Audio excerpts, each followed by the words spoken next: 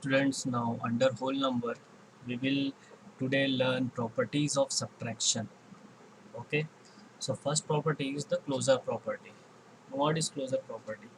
For any two whole numbers a and b, if a is greater than b, then a minus b is always a whole number.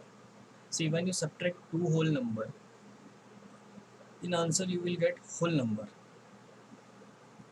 only when the a is greater than b. Okay, but if a is less than b, then in that case you will not get a whole number as an answer when you do a minus b. So we can say that closure property is not always applicable to subtraction. Is not always applicable to subtraction. Example we can see here. We are doing 150 minus 100. Means here a is 150 and b is 100. So 150 minus 100 when we do, we will get 50 as an answer. Now suppose here a is greater than b. Now in the second case, see here, now a is less than b here in this case. So in this case we will get the negative answer, and minus 50 is not a whole number. Whole numbers are what?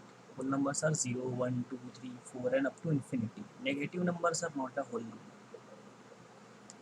So that's why subtraction is not applicable. That is, closure property is not applicable on subtraction. Not always applicable on subtraction. Now the commutative property. For any two whole numbers a and b, a minus b is not equal to b minus a. Hence subtraction of whole number is not commutative. Unlike in addition, here in subtraction, a minus b will not be equal to b minus a. We can understand this with the help of example. Suppose if you do 16 minus 7, here a is 16 and b is 7. So you do 16 minus 7, you will get 9 as an answer. But now you have changed the order and now it is b minus a. B came at the first position and a came at the second position. Now if you have done b minus a, then see what we are getting. We will not get 9. The answer will not be equal to 9. It will be what? It will be equal to minus 9. So we can say that commutative property is not applicable in subtraction. Or we can say subtraction of whole number is not commutative. Okay, subtraction of whole number is not commutative. Now the associative property of subtraction. For any three whole numbers a, b, c, bracket a minus b minus c is not equal to a minus bracket b minus c. Hence subtraction of whole number is not associative. Subtraction of whole number is not associative.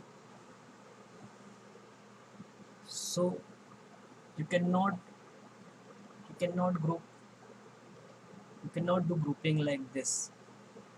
Okay, means we are grouping first two numbers then subtracting from third, and in the second case we are grouping last two numbers and subtracting from first. So in both the cases you will not get the same answer. So we can say that it is that associative property is not applicable in subtraction. Here you can see the example. Here we have grouped the last two numbers and inside the bracket we have kept.